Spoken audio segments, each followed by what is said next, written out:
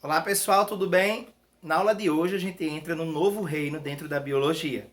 Nós já vimos os vírus, que não têm reino, porque não são considerados seres vivos por todos os cientistas. Já vimos também um pouquinho sobre os moneras, reino monera, que hoje a gente chama mais de procariontes, não tem mais um valor taxonômico tão grande. Vimos o reino protista, que também não tem esse valor taxonômico, que são os protozoários e as algas. E vimos o reino fungi. Hoje a gente entra no quarto reino dentro desse estudo que a gente está fazendo. O reino Plantae, ou Metáfita. A área da biologia que estuda esse reino é a botânica. Nesse primeiro momento, nós vamos falar sobre a caracterização das plantas. Então, essa primeira aula, a gente dividiu a botânica, essas aulas de botânicas em ciclos. Então, nesse primeiro momento, nós vamos falar sobre a caracterização das plantas. Presta atenção. A gente tem aqui algumas imagens de plantas e a gente sabe que no ambiente terrestre as plantas formam a base da cadeia alimentar. Vocês aprenderam isso desde a quinta série, o sexto ano. Então a base da cadeia alimentar é a plantinha que faz a fotossíntese, aí vem um bichinho, come ela e vai todo aquele ciclo da cadeia alimentar. Essa cadeia alimentar sustenta a vida por meio da fotossíntese. Então lembrem, plantas são serizinhos que fazem fotossíntese. Então a fotossíntese é uma das formas de alimentação dentro da biologia. A planta e outros seres vivos como cianobactérias produzem seu próprio alimento através da fotossíntese. Aí faço algumas perguntas. Pause o vídeo e responda elas. Você já se imaginou como seria a vida sem arroz, feijão, pão, frutas, legumes, sem chocolate, sem o tecido de algodão, sem o linho e sem as flores? Seria um pouco estranho, Então, as plantas, elas embelezam e elas enriquecem a vida dos seres humanos. Elas são muito importantes e precisamos o tempo todo preservá-las para que a gente possa desfrutar de tudo aquilo que elas têm para nos dar. Você já pensou também se a espécie humana depende das plantas ou não? Como é que a gente depende dessas plantas? O ser humano depende efetivamente de plantas ou não? Respondam. Preservar florestas e outros ecossistemas é importante para a vida no planeta Terra? Por que a preservação é importante ou não é? Coloque aí no seu caderno essas anotações. Vamos falar sobre o reino planta. Olha que imagens belas. A gente tem aqui a semelhança com as algas. Observe essa estrutura da plantinha, que ela é metalófita, em alguns momentos. Nós temos as diferenças das plantas com as algas. Nós temos a célula da plantinha, coisa linda, essa imagem de microscópio, A obtenção de alimento e a diversidade das plantas. Bora voltar aqui no primeiro. Olha lá. Qual é a semelhança das plantas com as algas? Galerinha, lembrem. Elas têm uma célula com parede celular de celulose, e com uma estrutura chamada plasto, no caso aí cloroplasto. Esse cloroplasto ele é uma estrutura celular responsável pela fotossíntese. Então, uma das semelhanças com as algas é que tanto plantas quanto algas vai ter essa célulazinha organizada com parede celular. Qual a importância dessa parede celular? Ela evita o rompimento da célula, quando ela se enche de água, por exemplo, tornando essa célula mais resistente. Outra semelhança é que elas reservam o amido, como o sacarídeo, o açúcar de reserva, e também a clorofila A e clorofila B. Outra semelhança que as plantas têm com as algas é que elas fazem parte, as algas verdes e vermelhas, no caso, novos estudos trazem essas pontuações, elas fazem parte de um grupo chamado arqueplastidas. Então, alguns estudos apontam que, por exemplo, que algas verdes e algas vermelhas seriam plantas e não protistas. Seriam desse reino Plantae e não do reino protista. Mas, atualmente, a gente não trabalha com esse estudo ainda definido. É algo que está sendo organizado na taxonomia, na sistemática. A diferença das plantas para as algas, primeiramente, a principal diferença é que elas vão ter um embrião envolto num conjunto de células especiais. esse conjunto de células especiais divide em dois grupos, plantas e algas. As embriófitas, que são as plantas, são todas terrestres, tá? E as talófitas, que são as algas, que têm um corpo em forma de talo, tá? Normalmente, essa é a diferença das plantas em relação às suas parentes mais próximas, as algas. Outra diferença é a presença do gametângio, com células estéreis ao seu redor. Esse gametângio é a estrutura dentro da planta que produz os gametas. Esses gametas são o aterídeo e o arquegônio, tá certo? Que produzem gametas masculinos e gametas femininos. O gameta masculino, o anterozoide, e o feminino, a oosfera. Ok? E uma grande diferença das plantas para as algas é que todas as plantas são terrestres. Com relação à célula, são todas eucariontes e pluricelulares. Não existem plantas unicelulares. São todas pluricelulares, tá? Elas obtêm o seu alimento através da fotossíntese, como a gente viu no iniciozinho da aula, e elas fazem isso de uma forma de produção de alimento que a gente chama de autotrófico, tá? Então são seres autotróficos ou autótrofos. E a diversidade dessas plantas atualmente é dividida em 4 divisões. Em planta a gente não chama filo, mas é a mesma coisa, eu posso chamar filo também, mas normalmente se chama divisão, tá? São 4 divisões que têm mais de 300 mil espécies conhecidas. Lembrem que isso representa cerca de 1 a 10% daquilo que a gente conhece dos seres vivos no planeta Terra. Então a gente não conhece tudo, a gente só conhece cerca de até 10%, né? Vamos colocar aí como máximo. Tranquilo? Continuando, essas plantas se adaptaram à vida terrestre de alguma forma. Na evolução, as algas foram habitando a vida terrestre, foram habitando a Terra, num período da história da Terra. Então, elas vão ter um corpo adaptado para a vida na Terra. Esse modo autotrófico de vida, de produzir seu próprio alimento, garante a elas uma autonomia, tá, em relação a isso. Elas não vão ter um sistema muscular, nervoso e sensorial, embora esse sistema sensorial na planta ele exista de uma forma diferente, mas não do jeito do nosso. Ela não tem um sistema muscular, então o corpo dela é bem adaptado, tá?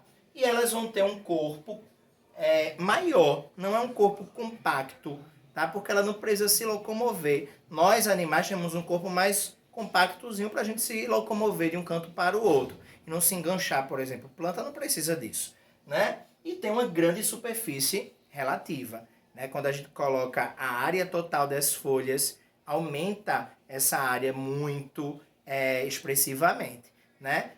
Diferente da gente. Então as plantas elas têm uma área corporal muito maior. Quanto ao ambiente, elas também se adaptaram à vida na Terra. Elas começaram a usar a luminosidade para a sobrevivência, né, fazendo a fotossíntese, né? Elas começaram a concentrar gás carbônico e água para fazer essa fotossíntese e também para crescer e se desenvolver melhor. Elas podem sofrer desidratação, é uma questão negativa nessa adaptação ao ambiente, e também podem ter uma maior resistência com tecidos de proteção e de sustentação, que a gente vai ver lá em fisiologia vegetal, mais na frente. E quanto à reprodução, essas plantas elas se adaptaram produzindo esporos. Olha que imagem bela, né? Que a gente tem desses esporos numa folha de samambaia, né? Então, esses esporos eles são resistentes, o que facilita a dispersão dessas plantas em todos os continentes, em todos os territórios do planeta Terra, e independem da água nos grupos mais evoluídos. A gente viu que temos 4 grupos, né? E vamos ver mais aprofundadamente. Eita, quase não sai. Então, essas plantas, em 4 grupos, os 2 primeiros são mais simples, vamos dizer assim, e dependem da água para se reproduzir. Os 2 últimos não. Então, isso é uma característica adaptativa à vida terrestre. Lembrem que a adaptação gera evolução, tá? Continuando aí, a gente classifica as plantas em 4 grupos. A gente vai ver aqui uma forma bem rapidinha deles e na próxima aula a gente aprofunda isso aí. As briófitas, que são chamadas normalmente de musgo, aquele lodinho que fica pelos cantos, tá? Elas são talófitas, que é uma característica das algas, porque é o primeiro grupo de plantas, então ele tem muita similaridade com os seus parentes menos evoluídos, que são as algas. Né? Não tem vasos, são avasculares, então são plantas que não crescem. Como elas não têm vasos, não crescem. A briófita, o lodinho, o musgo, tá? Bem pequenininho, fica só aquela coisinha rasteirinha lá no canto. Elas vão apresentar rizóides, não tem raízes verdadeiras, tá? E passam os nutrientes de uma célula para outra através da difusão dessas substâncias até chegar nos filóides. Elas não têm nem caule e nem folha verdadeira, elas têm cauloides e filóides, ok? O segundo grupo é o grupo das pteridófitas. Pteridófitas são as samambaias e as avencas, que a gente conhece mais. Tá? São as mais conhecidas. O feto também é um tipo de pteridófita. Já são plantas com vasos, raízes, caules e folhas verdadeiras. Crescem bastante. Tá? Algumas nem tanto, como a samambaia ou a avenca, mas tem outras que são arbustivas, crescem em tamanho de mais de 1 metro. Tranquilo? São vasculares e formam um grupo que a gente chama de traqueófitas, porque tem vasos. Tá? É um passo evolutivo importante. O caule delas apresenta uma estrutura chamada lignina ou lignina, tá? Que vai formar o lenho nas plantas mais evoluídas, ou o caule. Esses vasos podem ser de 2 tipos, lenhosos ou liberianos. Os vasos lenhosos, o conjunto deles é chamado de xilema. Ele carrega seiva bruta, água e sais minerais. Os vasos liberianos, o conjunto dele forma o floema. E esse floema carrega a seiva elaborada, que é o açúcar produzido na fotossíntese. Eles não apresentam flor nem semente, que é uma característica dos próximos grupos, e vão dar origem às espermatófitas. É um passo evolutivo seguinte, o surgimento das espermatófitas. Lembrem dessa palavrinha, esperma significa semente, tá? Fitos, planta. Então são plantas que apresentam sementes, tá? Olha elas aí. Quais são essas plantas que apresentam sementes? São as gimnospermas e as angiospermas. Qual é a diferença delas duas? Primeiro, a semente facilitou a conquista da terra. O esporo era massa, mas a semente, um animalzinho pode levar ele para muito mais longe do que um esporo. O esporo é levado pelo vento, tá? E cai muito facilmente. Uma semente é muito mais fácil de ser transportada, tá? Então as gimnospermas são plantas que têm a semente nua. Isso daqui não é uma flor, isso é uma semente de um pinheiro, tá? A gente chama de estróbilo, tá? Então é essa semente nua. E as angiospermas, elas vão ter uma semente escondida, vestida, né? A palavra gimno significa nu e esperma semente. Então são plantas que têm sementes nuas, não envolvidas por uma camada. Angio significa vaso, esperma semente. Então seria uma planta que tem a sua semente escondida dentro de um vaso, que nesse caso é o fruto, tá? As angiospermas, uma outra característica é que elas produzem flores. Dessa flor surge o fruto, tá bom? E a maioria das plantas. Continuando aí, a gente tem essa árvore filogenética que a gente já trabalhou desde o início do ano, né? A questão da filogenética, da questão evolutiva, e aqui os 4 grupos de plantas terrestres. As embriófitas, que são as briófitas, pteridófitas, gimnospermas e angiospermas.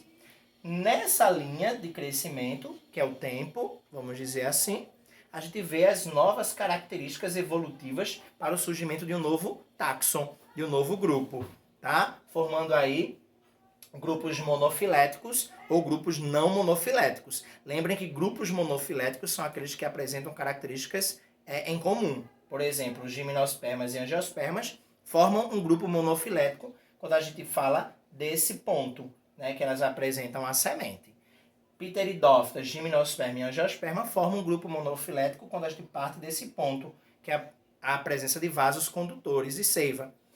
Briófitas, pteridófitas, gimnospermas e angiospermas também formam um grupo monofilético se a gente partir desses pontos aqui, que é a presença do embrião revestido, né, por células especiais, tá? E o embrião dentro de um gametângio feminino. Pronto.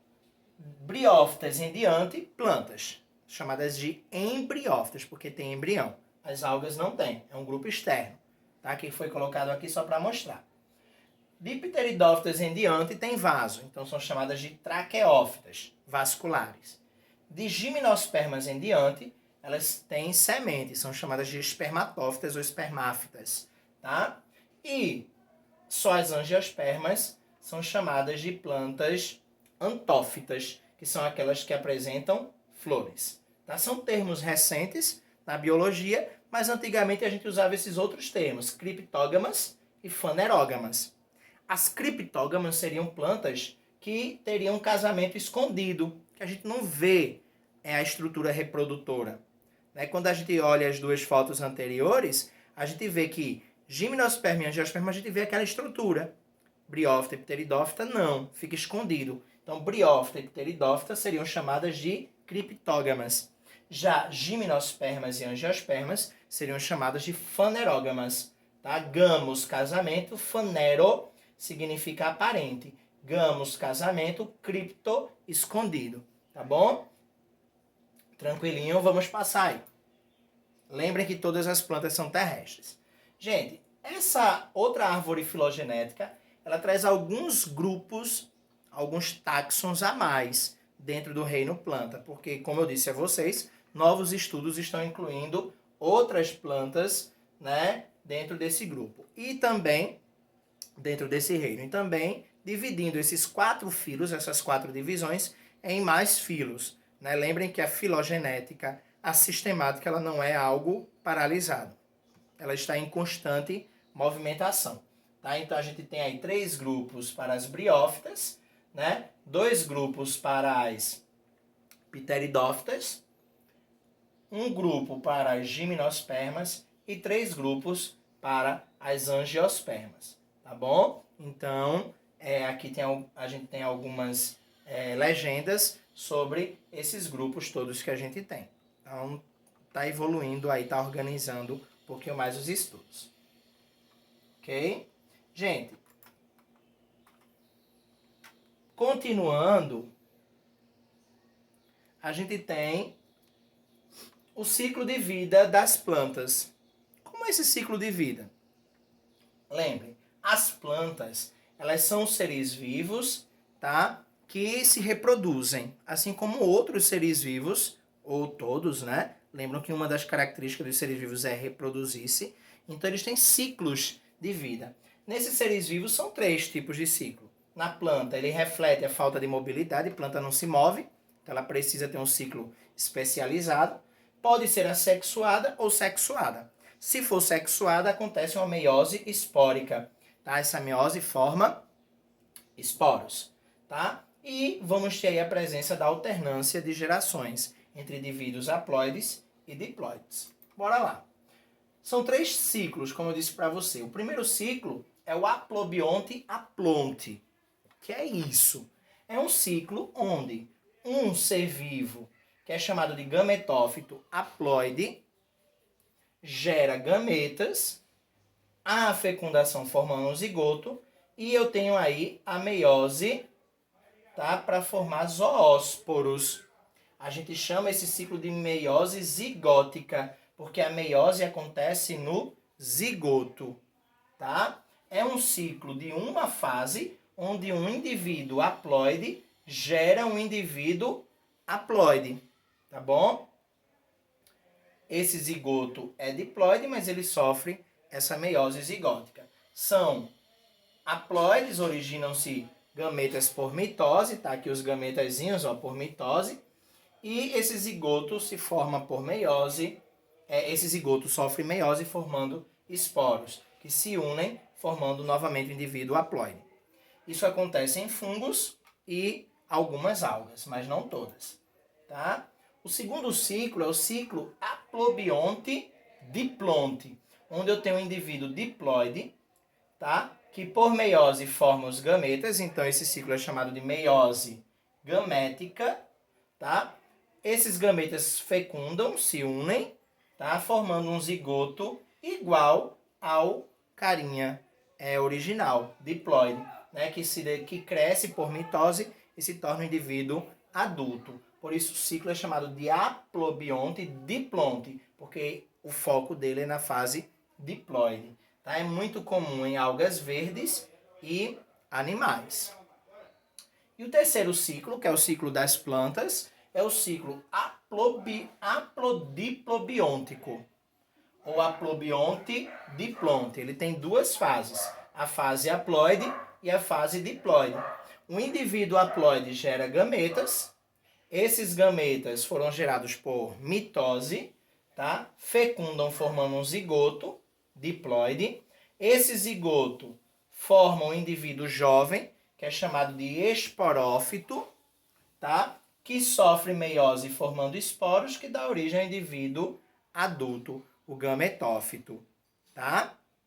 Gente, por que esse ciclo é de duas fases? Porque eu tenho a fase haploide e tenho a fase diploide. Eu tenho o indivíduo haploide e também tenho o indivíduo diploide.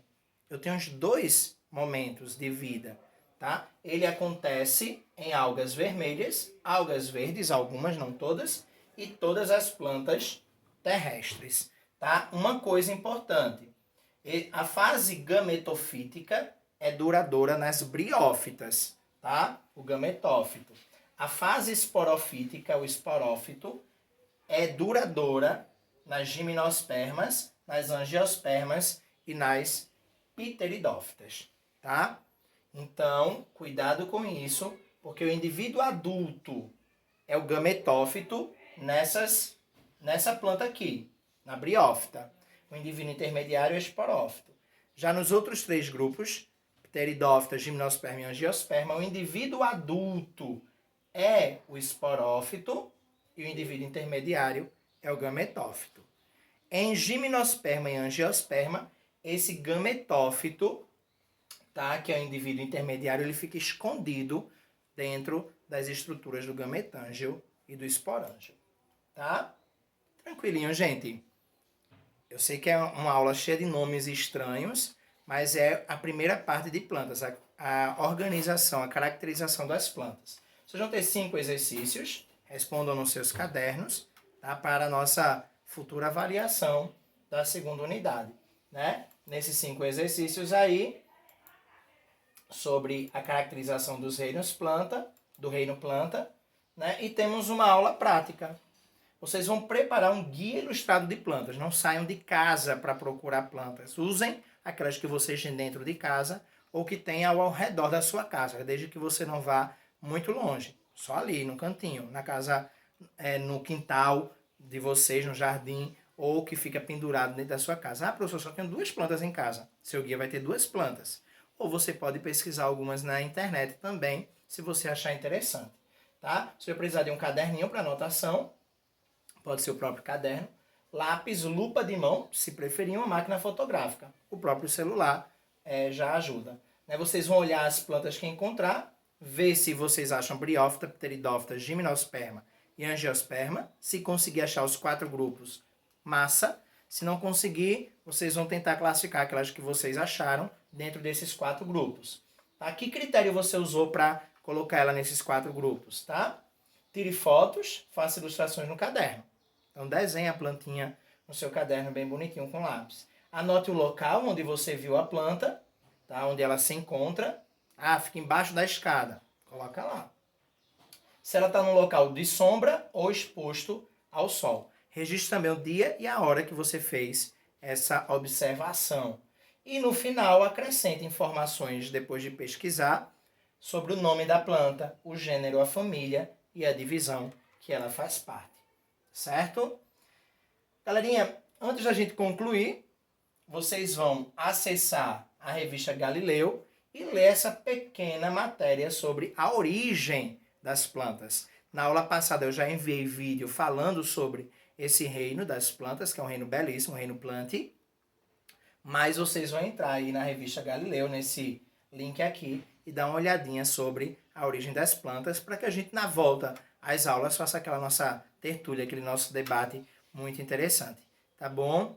É isso por hoje, é nossa aula. Tchau!